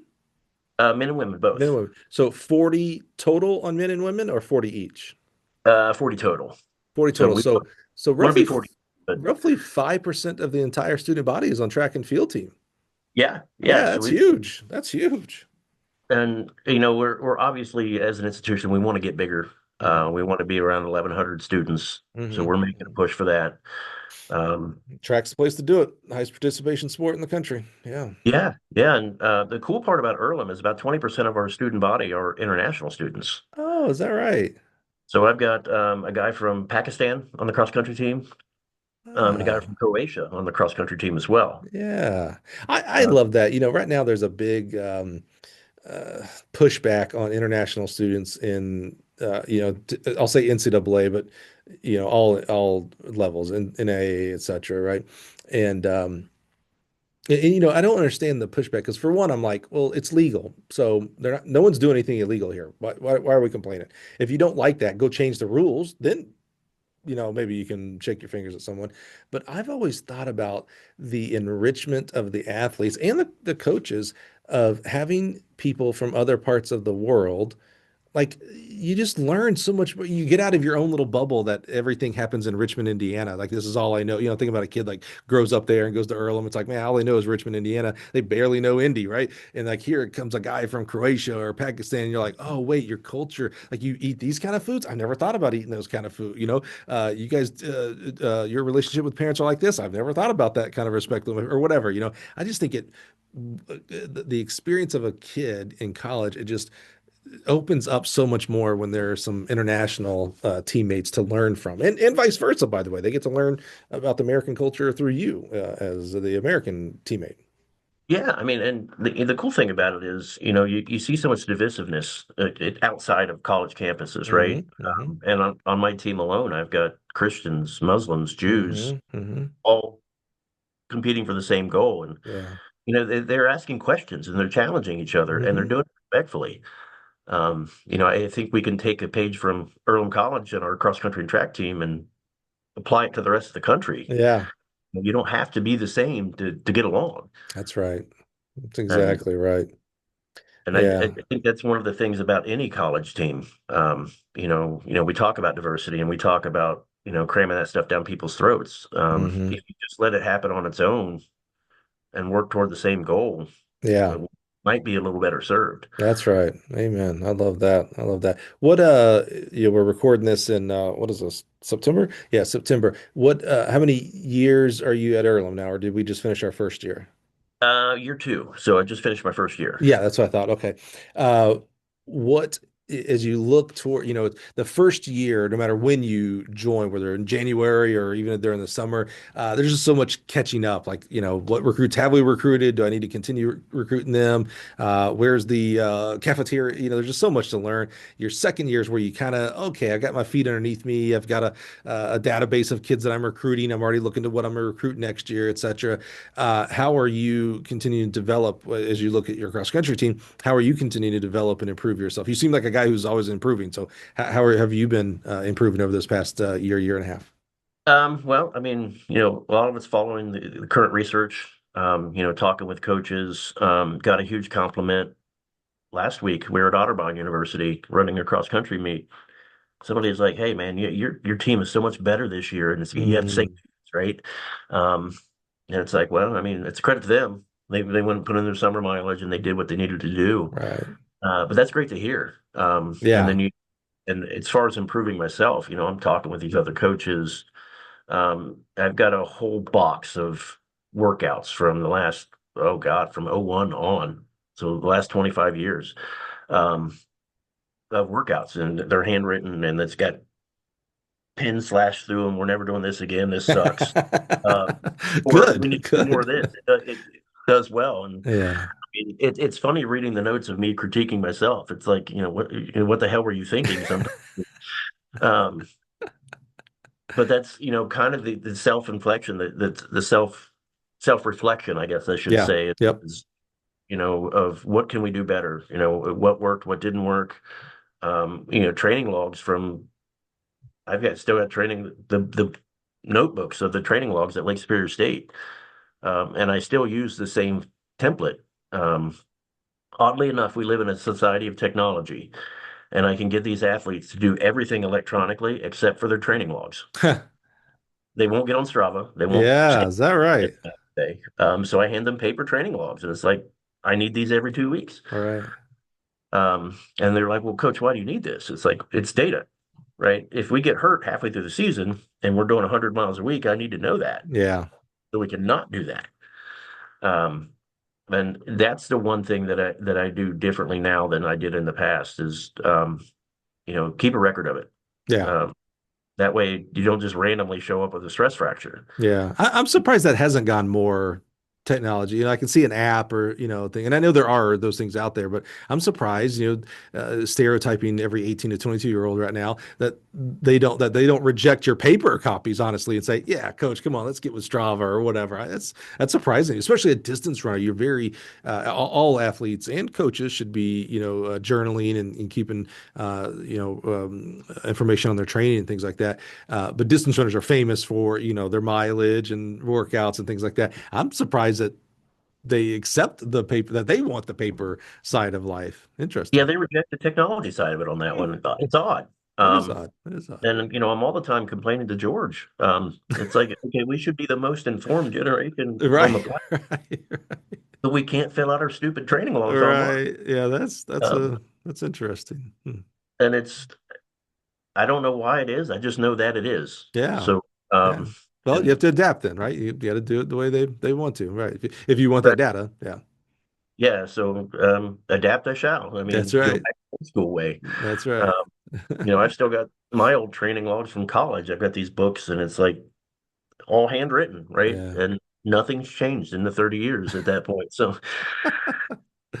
I want to give a quick shout out to that coach at the Otterbein meet that you mentioned that, came by and gave you a compliment. I think that's something I mentioned earlier. I challenged listeners and you, Jason, to, reach out to a mentor of yours and say thank you.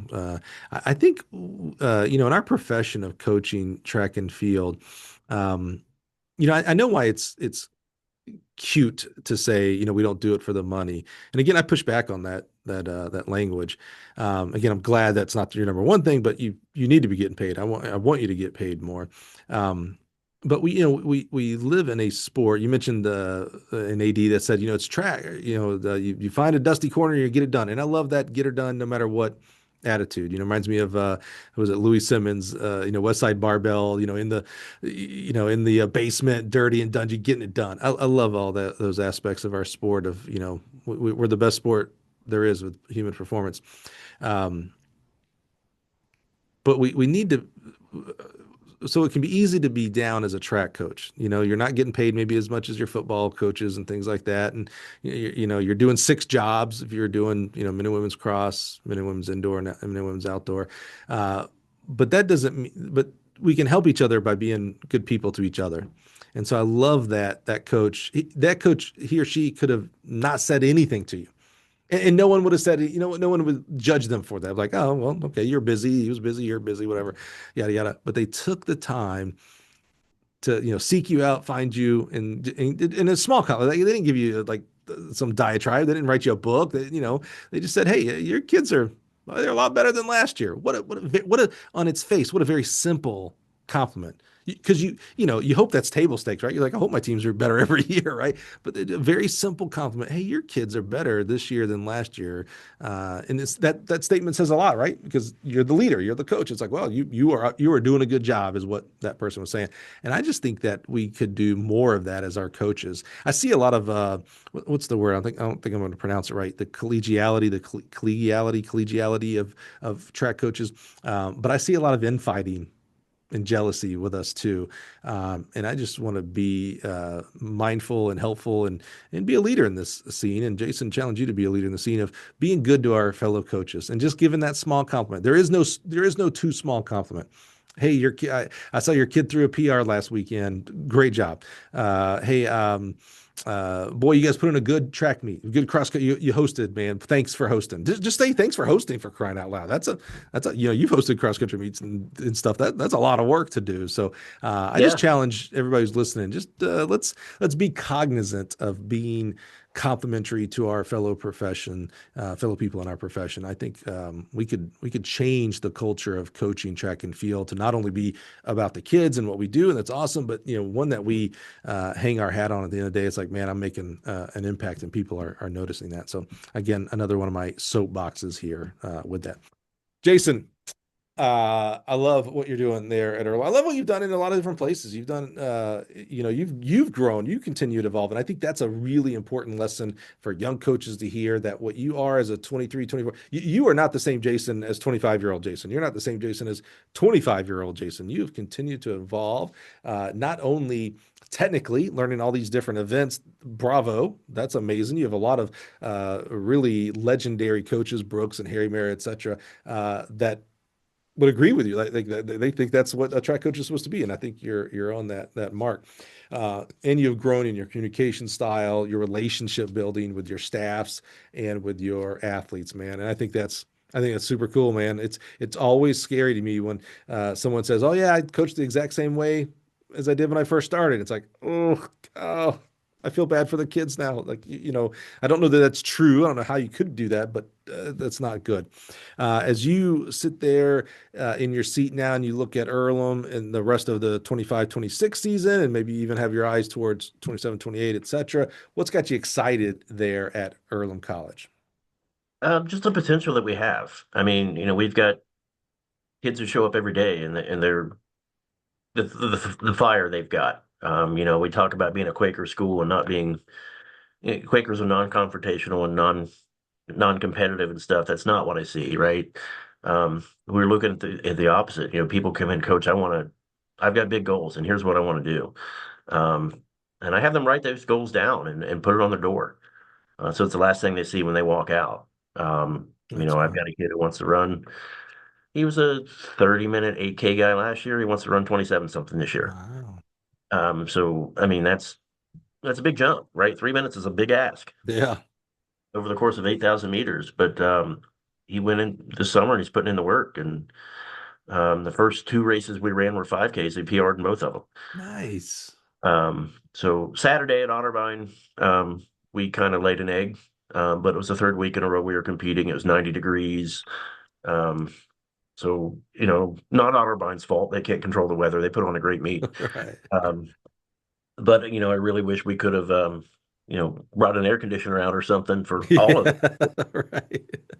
Um, but yeah, I mean, so that's what I'm excited about. It's just the passion and the drive that these people are bringing. We've got a number of dual sport athletes. Some people coming over from basketball. Some people coming over Yeah. from soccer this year for the first time. So, that's a cool thing. I wish I could.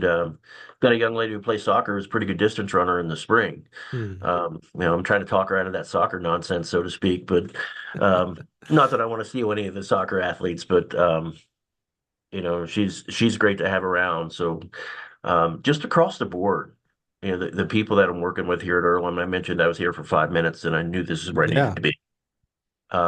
The people we have here, they're excited. They're grateful for the opportunity. I think that's what I'm looking for the most is, too often you hear everybody say every kid is entitled these days Right. and they expect everything. And those aren't the kids we have here. Yeah. I'd say I push back on that. I agree with you there. Absolutely. And there are some, right? Yeah. Their generation, there are some people who are entitled, but the people we have here are grateful for the opportunity. They're hungry to learn. They challenge me to be a better coach, a better person every day. That's cool. Um, and that's really what I'm looking for. I was talking with a recruit, and he said, "Well, what are you looking for in a recruit?" I'm like, "Somebody's going to be here. Somebody's going to be engaged. Somebody's going to challenge me Yeah. in a respectful manner, of course, but." Um, and that's what we have here. That's cool. And it's something that's truly special. I've had glimpses of that at other places I've been, but kind of universally here, it's a little different. That's cool. Uh, I don't know how I don't know how to word that. I don't know how to put my Hmm. finger on what makes it special, but if you're ever in Richmond, set foot on Earlham's campus, you'll feel that welcome. So Well, that's exciting, man. And I think, to your point about I can't put words to it, I think most of the exciting things that we fall in love with, that we have a lot of passion around, where it's hard to put those words because it's like the lofty words. I can't even think of the lofty words for it. So I'm excited for you for that, brother. You've had a lot of different experiences. You've got to see, highs and lows in our coaching profession, personal life, etc. To see you happy, you smiled when I said, "What's got you excited?" That was like the first like indicator. I was like, "Oh, this is genuine. This is real." Like just thinking about that topic of what's got you excited, Earl, and you're like, "Yeah, I can't wait, man. We're moving forward," and that's a positive thing. So I'm just super excited for you, the entire staff and the program there. It sounds like it's going to be a lot of fun. yeah, it's going to be a lot of fun. I was expecting the guys to come barging in at some I point. know, right? Yeah, you see, before we hit record, the track head coach, was in there, and I was like, "Hey, I love cameos. Pop in." I'm a little disappointed he didn't pop in, to be honest with you. So, We'll have to get on to him for that. Well, Jason, my friend, one of the most valuable things you can give me is your time, man. I know you're in the middle of cross country season, so there's never a good time. So I'm really grateful for you sitting down with us, being very open and authentic. This podcast, it continues to develop from episode 1 to 334, probably, I think, for this one. And I love that, continues to develop where, when people come here and be, kind of strip bare and be open and authentic, I think that is the most valuable that we can get for both parties, by the way, you and the audience, right? I think there's some catharsis of being able to talk about your journey and what you've grown and what again, in hindsight, can think about how it's affected you today. It's sometimes hard for us to see in the moment how it's a good thing, but we can see maybe 10, 20 years later that it's a good thing. And I think that helps listeners, which, are primarily track and field coaches. Love you guys. Shout out to you guys and gals out there that they can see that, when they have setbacks where they maybe not be able to see it in the moment, maybe they can recall back, oh man, I remember when, I heard Jason on the show, he had to go through something similar to this and, he made it out really well. So maybe it's not the end of the world for me, and this is going to be a positive thing. So I'm just grateful for you, just being open and authentic and humble with us today, my friend. All right, thank you. It's great to be here. So next time I do it, well, I'll give you a rock and roll show. I'll pull my guitar out. So That's right. Yeah, I knew when you said you're a musician, you're like, but not traditional. I was like, oh, he's a guitarist, of course. And I knew exactly where you are there. All right, Jason, appreciate you being here today, guys and gals. Thank you guys for being here again. What a great journey Jason showed and modeled for us here today. I think it's inspirational because I do. When I talk about different universities and different programs, that was not a judgment for Jason. I coached for 10 years and I was at 5 different places. So I'm certainly not one to point a finger. No, I almost said but erases everything in front of it. I'm not one to point a finger. I just think it's always interesting for us to learn that this can be part of your career. By the way, we don't judge when a computer programmer jumps from job to job, but why do we do that with coaches? I think that's ridiculous. Coaches move, Jason moved for very specific reasons that are his reasons, and that's all that matters to me, and all that should matter to you. So if you're out there contemplating a move and you're scared about judgment, things like that, don't. It's your life, your positive experience at your job, and for the kids that you're coaching and going to coach at new places. So thanks for being here, Jason. Appreciate you. Join us next week, guys and gals. We'll do it all over again. See you guys. all right, see you.